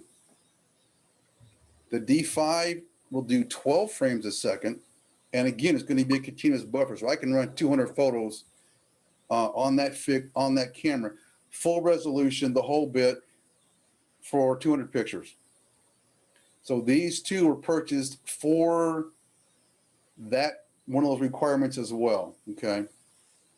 So both of these will shoot no less than 10 frames a second. You can dial them back. So like the continuous low, I can shoot 3 frames a second, which is what I'll do for other stuff, depending on what it is. So these shutter speeds are, like she said, about 300 to 400, 500, 500th of a second. And if you look at this, and I'm going to zoom in here. I mean, she's falling, so that probably happened super fast. The water's in mid-splash. Yeah, there's some blur in these because it's only a 400th of a second shutter speed. Okay, you can see the blur in her earrings, that kind of stuff, because the shutter speed was not fast enough. You don't have too many. It's either you take it and get something to work with, or you get nothing at all. So take it, you know. The next shot you're going to see is from a 10 campus baseball game, okay? This was taken with my Nikon D500, my 200 to 500 millimeter lens. If you've never been to the 10 cap stadium, I was out standing next to the bullpen, which is out well past first base.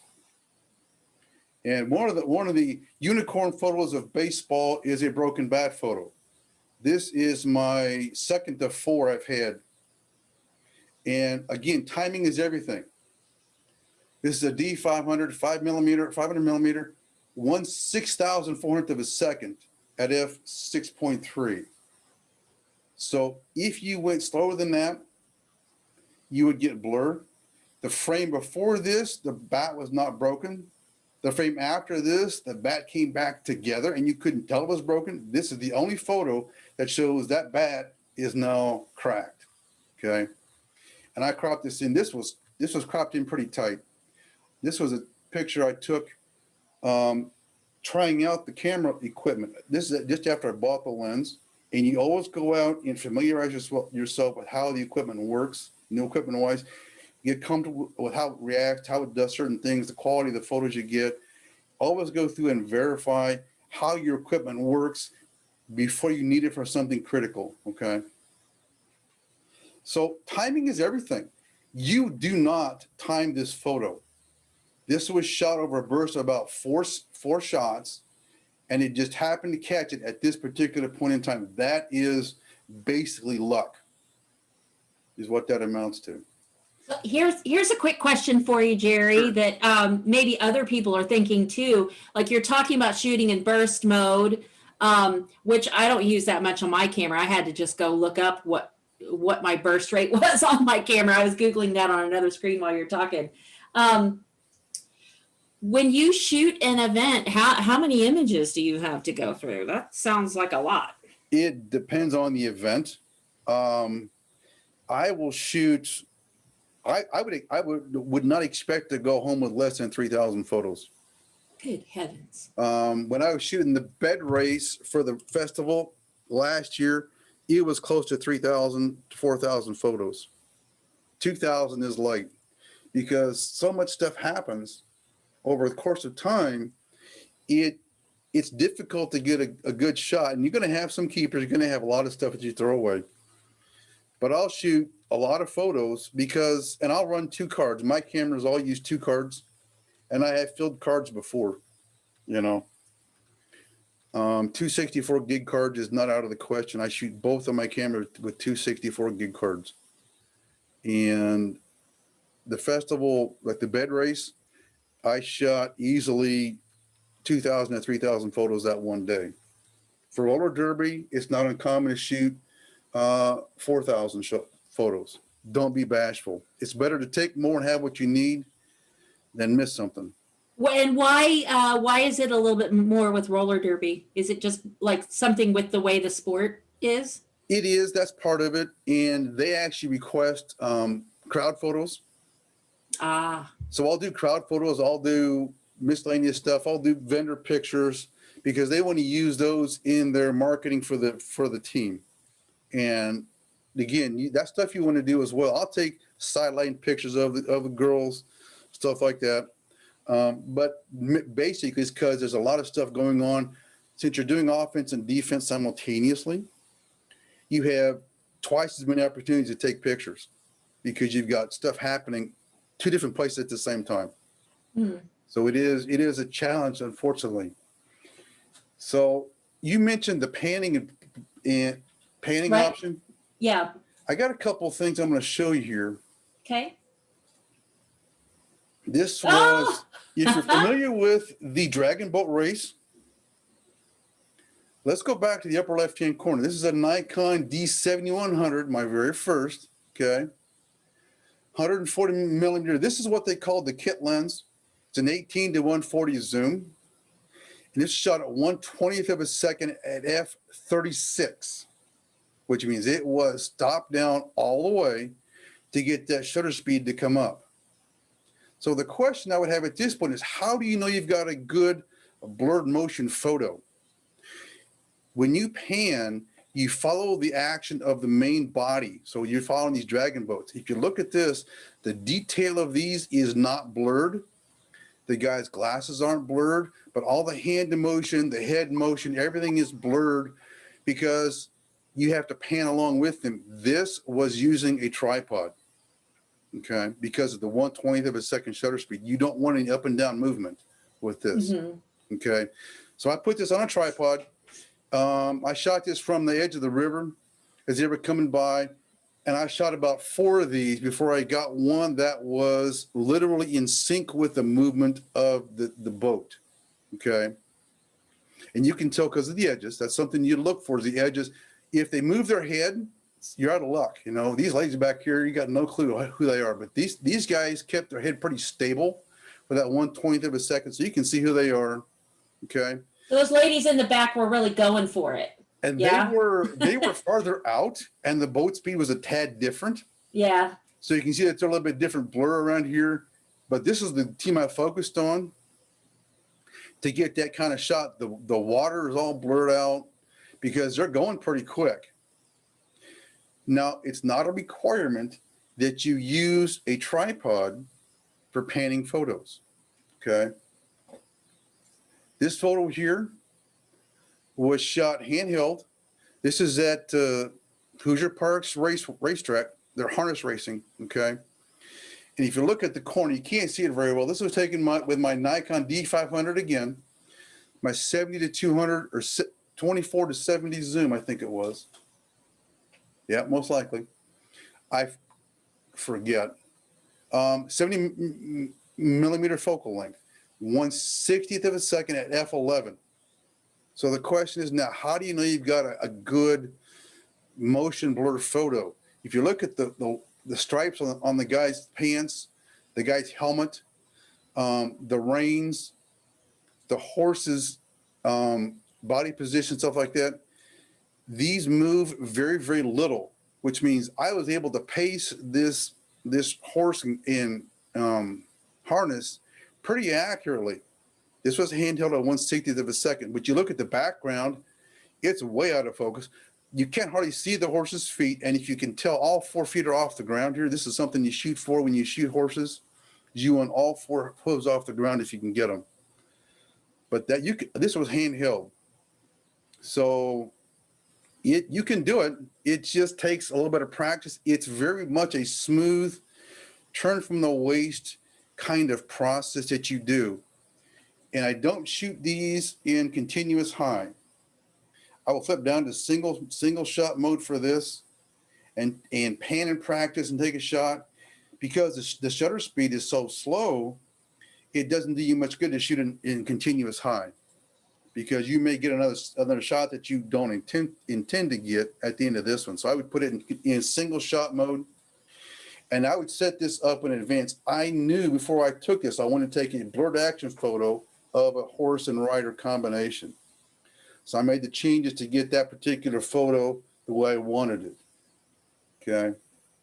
So I'm at this point, that's what I've got. Are there any other questions that anybody has? I have a question real quick. Just Sure. that last thing that you were talking about, how the dragon boat race, you used a tripod, and Yeah. that was like a 20th of a second, if I remember right. And this Right. one was a 60th of a second, but you didn't do continuous. You did single photo, and Right. you just tried to nail it. And so you were mentioning that was, if I understand right, that's related to the shutter speed. It is, yeah. I will tend to hand hold these, okay? If it's a 60th of a second or faster, I will Okay. just hand hold them, because you bring your elbows in, use your body for like a human tripod, and get your hands positioned correctly, and you can pivot at the waist and keep yourself fairly level and fairly constant in your movement speed. And you may practice a few of these and then review the photos to see if you're going too fast or too slow. With horse racing, each group is different, so you never know how. It's not going to be a consistent speed. But this is handheld, and 60th of a second or slower, the 60th or faster, 60th of a second or faster, I'll tend to handheld if I'm looking for blurred action. But if you get to like 1/25th, you won't get much blur out of it at all. You will get some, but not a lot. It depends on the amount of movement perpendicular to your camera. The Dragon boat, this was a much slower item, so I needed a longer shutter speed, well below 60th of a second. So I knew that if I was going to put this on a tripod, I was going to get bounce up and down while I was moving that camera across, and that was going to defeat the whole purpose. Okay. Here's another question. Not everybody has lenses that go to f/36. That is a teeny tiny little aperture. Yeah. So would you recommend that if people want to do panning photos or some sort of blurred motion in daytime. I talked about that with like daytime photos of the waterfall, that a neutral density set of different levels of neutral density or a variable neutral density filter. Would you recommend neutral density filters as well for this type of slow shutter speed panning, especially for people whose lenses don't stop down to f/36? Now I don't know where it came up with that f/36 number. The lens that I used was an 18-140, which I think the maximum shutter speed or the maximum aperture, and that's like f/22. It says f/36 up there in that I know, and I left-hand have no corner. idea where I came up with that. If you have no neutral density filters, which I do not, you go down to your lowest ISO value of 100 or sometimes 50, and some cameras will have what's called a low ISO number below 100, but you go to the lowest ISO value that you could get, and that'll reduce that light down quite a bit. And typically you get something equivalent. You almost have to experiment and try it, okay? If you're doing blurred action, if you're doing like light painting, you're going to want a tripod. I've got a photo that I have for the next workshop on the 20th, which was a zoom blur technique. That was a 5-second long exposure. So that you're going to want a tripod. This was handheld. I did not use a cable release. This was handheld because you want to have to move the camera simultaneously. So I'm holding on to the camera and turning it in synchronization with the boat. What type of tripod? Oh my gosh, I give it to my daughter. I don't remember. Well, like just like not the brand or anything, but like what type of top head part was on the tripod? Like this was not a ball head tripod. This was a $50 tripod from Walmart. Okay, well there you go. I think it was a Slik, S-I-L-K, S-L-I-K. You can use ball heads for this. You tighten the ball and you loosen the rotation, and it will let you turn without moving up and down. So a ball head you can use, but I didn't use one for this. I didn't have one at that point. Okay, good This to was know. just a $50 tripod from Wally World. Good to know. It wasn't panning, but I remember last year we did, we went out to Promenade Park and did some nighttime photos out there with a group outing for the club. And one of those little pontoon boats came out. It was like one of the pontoon beer boats. Yeah. The party boats Yeah. came out, and it would be kind of cool to get some like pan as one of those go across. That's a slow moving thing. Yeah. That's more my speed. And that's good for like light trails with cars. You know, Mm-hmm. the movement is in the vehicle or in the subject, not in the camera. Okay, Right. so when you pan, you've got both. You've got camera movement and subject movement simultaneously. So I have had people go out and practice with action photos. What I will do is I will go to the skate park out of Lawton Park and take pictures out there. So it's getting For people who don't know what he's talking about, that's on, was it 4th Street, Jerry? And it's Yes. right at the north end of the Headwaters bridge. Park. It's at Yeah. the north end of the Martin Luther King Bridge, yep. And I've had no issues with them at all. I'll go in there, and there was a photo I put in at one of the library exhibits of one of the guys out there, and they'll start hot dogging for you. They really like doing that. What I will do for them is when I go out there and take photos, I'll go out and print the pictures on my computer printer, put them in sleeves, and take them back out and hang them up on the fence out there so they can have them. I'll give them copies of the keepers. So, but yeah, I'm looking forward to Tin Cap Stadium. You can take a camera and gear into Tin Caps. You can't sell the photos at all, but you can display the photos.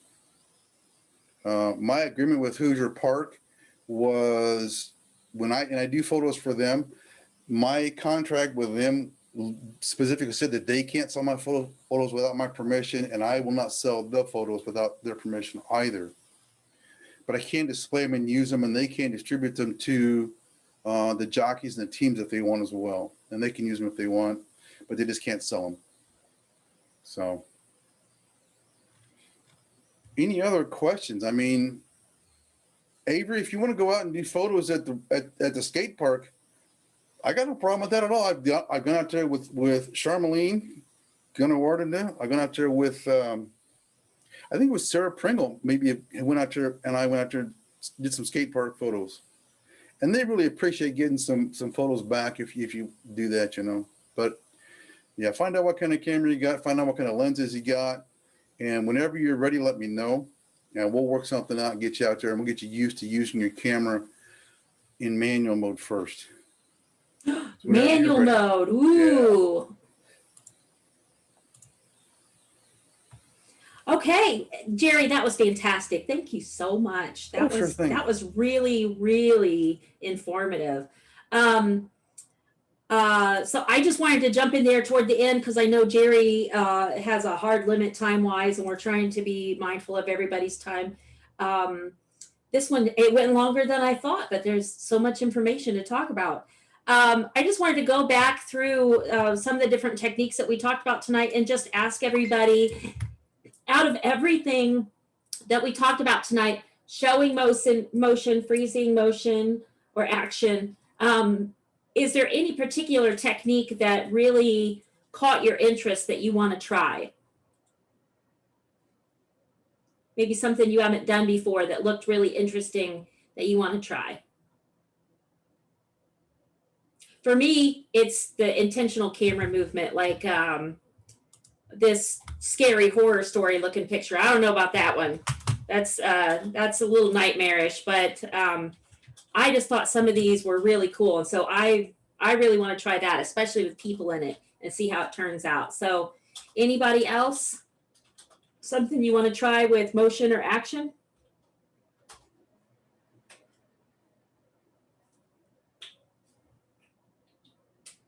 Nobody? Everybody's mic is muted? Come on, man. Can you hear me? You have to check the chat messages. Okay, let me look. Oh, they're doing chat. You can turn your microphone on? My goodness. Everything is cutting out. Freezing action, yes, Bernadette. Okay. So anybody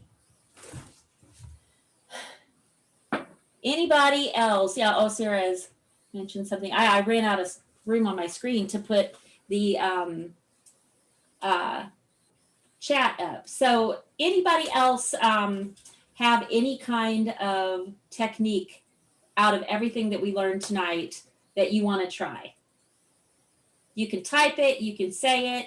Is there something that you want to try out of everything presented tonight?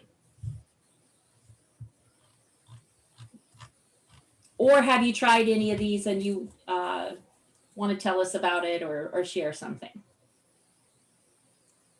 Doing last call. For me, the flash stuff's over my head, Chris, because flash still is impossible for me. And so then the whole shutter thing this way and behind and mirrors up and all that's all way over. So I've done all the zoom blurs and the some horse race stuff, and some I've done race cars down here where I live in Florida. We have the Sebring 24-hour race, so I've done car races.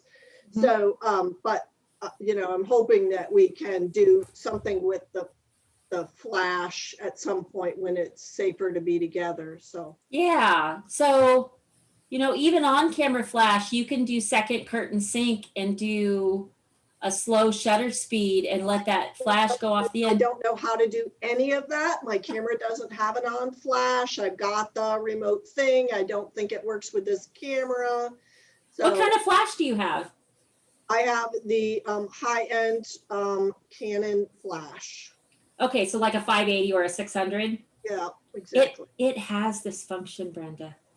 I know it has it. Yeah. I'm just saying I can't get it to work for just being a normal flash. I've never been able to get my flash stuff to work. So in 12 years of having different flashes and buying new ones and going to flash workshops, I've never gotten it to work. So Okay. anyway, We're so gonna I'm have to get saying, like, together. and Note, take care of note to that. self, we're gonna get you flashing. But I would say that that's true for most of the people in the club because there are nature photographers and we don't do much with flash. And like, you know, Jerry's shooting action and of course he can't really use flash there. You can. Well, I'm just saying you're in I an don't. event, you can't be Yeah. flashing a Depends on the race. situation. Yeah. Yeah. Right, yeah. So anyway, I'm just saying that like all that whole first half was like, holy crap, I have no idea what she's talking about. So- Yeah. See, I'm I've with you had- on that. I've one had thing I've never situations tried- where I use like multiple flashes, like Yeah. weddings, dance floor stuff. It's not uncommon for me to have 4 to 6 flashes going off in the room.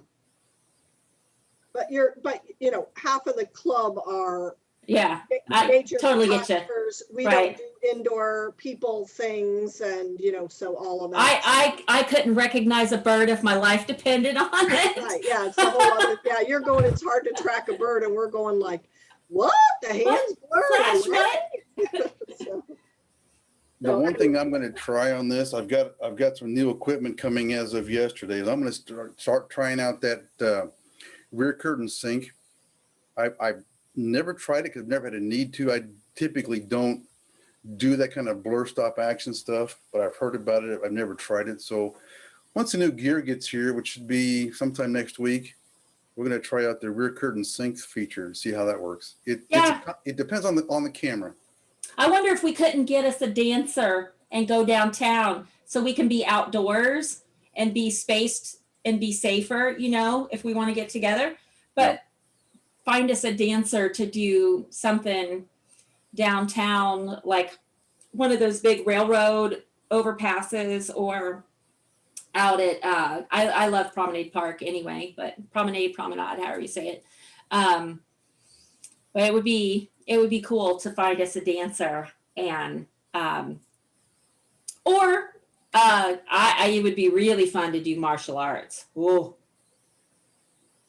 If we could find like some tough looking martial arts guy and do like a grungy railroad underpass and have him punching out toward the camera, you know, Yeah. get like that.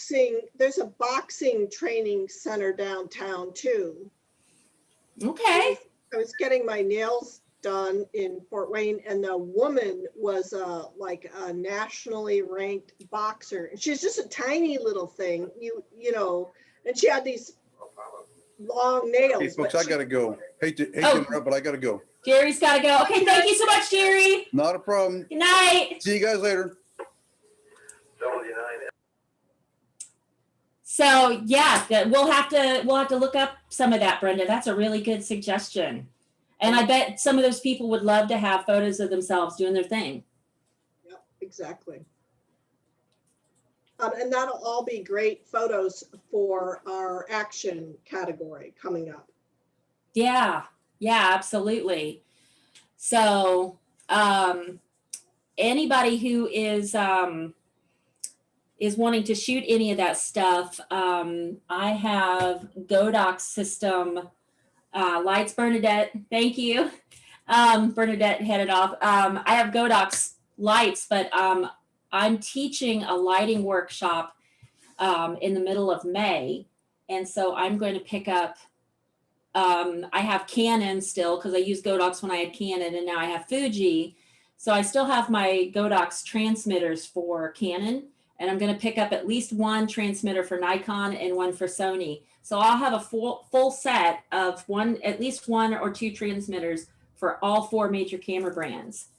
So we tried that at the Witches, but we weren't able to get your Canon switches to work. Well, I think one of them. Put your Godox on Basil and Brian, and then we tried to get a Canon working for me. Well, I think the Canon that you were trying to get going was, and I wasn't able to troubleshoot with you to see what was really going on, but I don't remember if you had if I gave you a Phoenix or if I gave you a Pocket Wizard. we tried everything, and actually Jerry became my flash. He was holding it for me. Right. So did you eventually get it to transmit though? No, Jerry, well, however we did it, Jerry held the flash because we weren't. But it went off. Move the flash around, yeah. Yeah. Okay. But I think I didn't get it to work for me. I just took the picture when you guys flashed. Oh. Huh. That's weird. And it was a pocket wizard, you said? I have no idea. We Black tried, with a big antenna thing on top? nothing was on my camera. We just, Jerry held something and That's weird. manually. We're gonna have to give it another try, Brenda, because Yeah, just we have to wait till it's post-COVID-y. you're a really good photographer, and I know if you would get really creative doing some fun, funky flash stuff. So anyway, well, thank you so much for doing it and getting everybody ready for our next competition. And Yeah. have So- some good ideas. This dance stuff really intrigues me. Like a dancer, a boxer, martial arts, I think would be really cool to do. I don't know that I would have much chance to do panning, So, but Christy, also, I have a friend who had laid a woman down on a tarp, and they put flour in her hair, long hair, and then she flipped her head, and the flour made these arcs over the top of her. interesting. Yeah, really cool. Were they And, shooting from over top of her? Or they from were the side? shooting from the sides, and they got the flour, her hair, and the flour arcing over her. I'll post a picture on Facebook. So just kind of whipped. Yes, whipped, and she's kneeling in like a leotard. So when she flips her hair over, and so I mean, I'm thinking of your daughter. Of course, she doesn't have long hair, but you know that getting somebody crazy like that would, not your daughter's crazy, but you know what I mean, wild Right. and fun and willing to do that kind of thing. And Or to jump around when their hair goes. yeah, and She has short hair, but we have wigs. Yeah, it has a lot of hair. Yeah, and this gal had her hair colored, but it was a professional model they used. But I'll send you a picture of that because I think you would love how fun that would be. Yeah. Yeah. Avery, for you, I would try taking a picture of somebody jumping up in the air. Okay. Super easy and fun and free.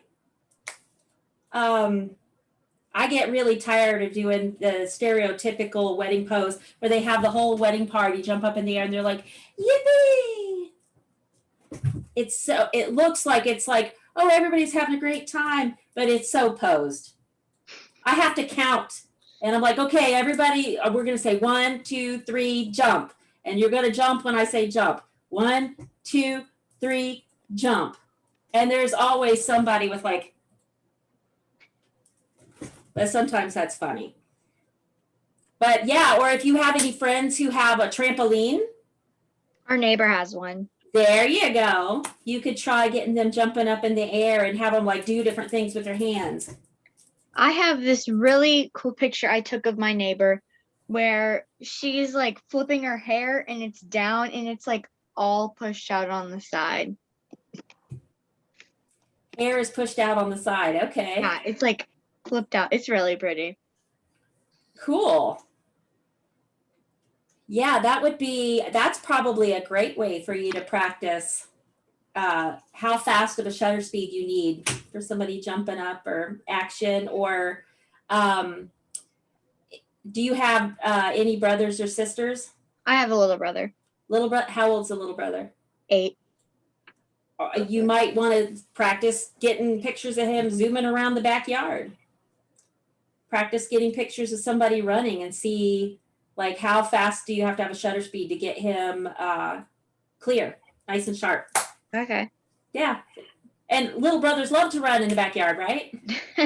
This is for science. You need to do this for me. Or jump on the tramp for you. Avery, did you see the message that Sarah Pringle sent you in chat? No.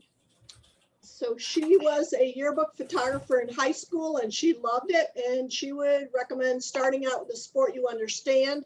As a photographer, it's best if you know the sport to help with anticipating the action as well as knowing safely where to stand, which was Good pretty much point. what Jerry and Deva echoed also. You don't want to take an elbow to the face or something because you got too close, or get hit in the face with a ball, or break your glasses, or Yeah.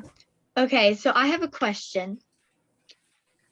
I live out in Jay County, so they don't usually, like when they do like the summer boomer stuff, that's usually later in the evening.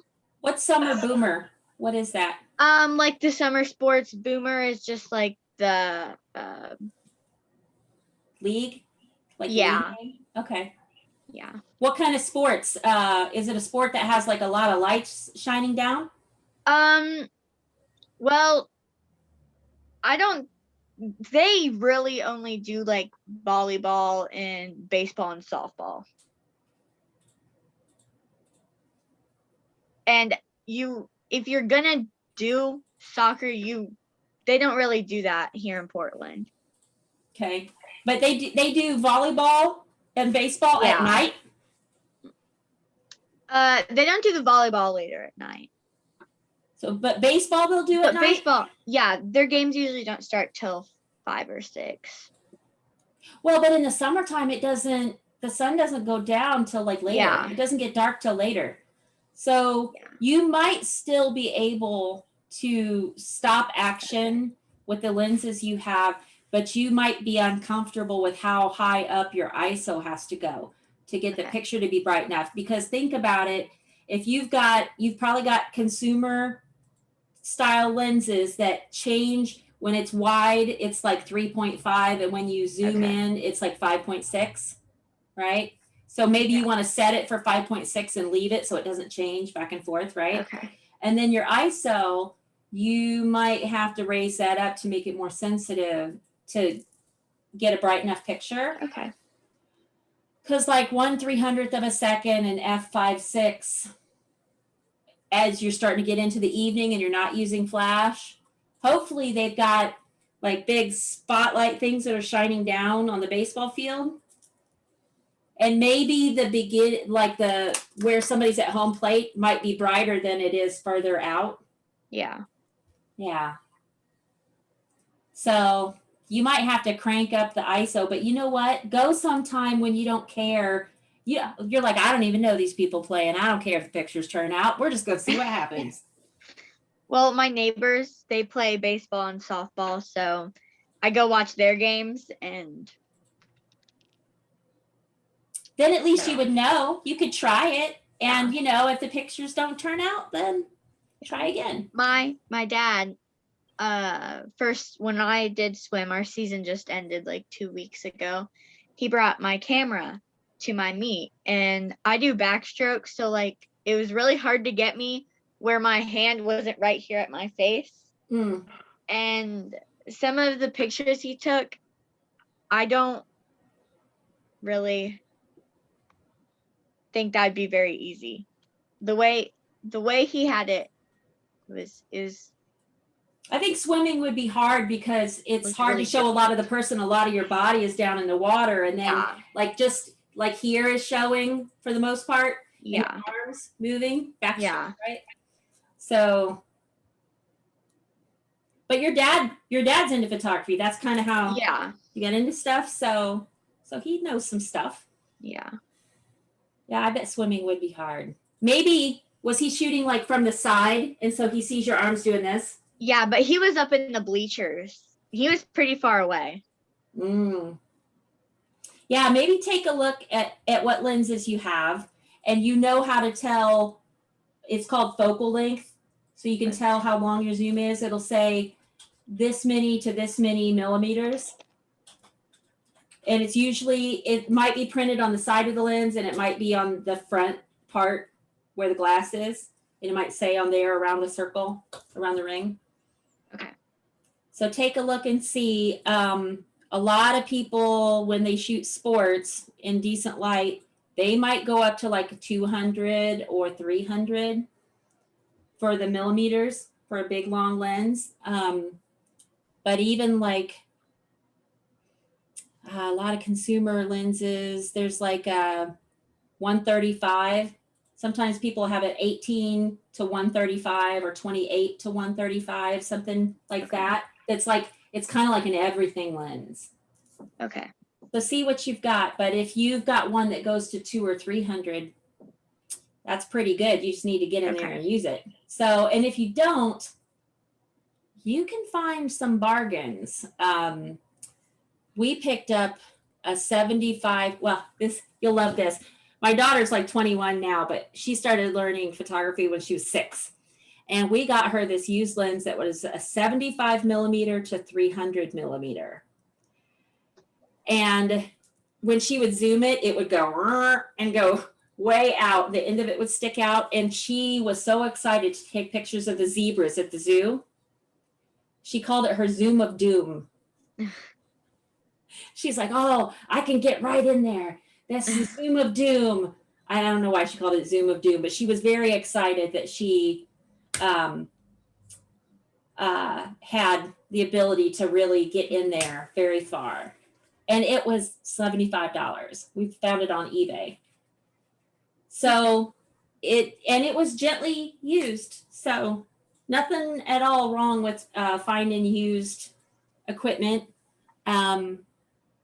So take a look at what you have, look in your camera bag, and you can ask anybody in the club or post on the members page. It's in parentheses, right? The members page says Fort Wayne Photographers Club members page. So that's where you know it's all the paid members. And it's not such a big group of people. It's not the one with like 800 and some people. It's like 50 or something. People there can give you some advice on buying used equipment. And there's a couple of websites. There's a place in Indy called usedphotopros.com. And there's another one called KEH.com. I think they're in Georgia.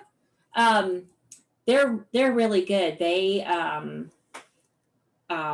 really check stuff out, and it'll tell you like it's excellent condition, good condition, fair condition, bargain condition, ugly condition. Ugly is usually really messed up. So, oh, and I've lost everybody except for Sarah. Avery probably just accidentally got herself off there. So anyway, all right. So Sarah, thank you so much for being here tonight. You were quiet, but I appreciate everybody being here, and we'll get the recording uploaded.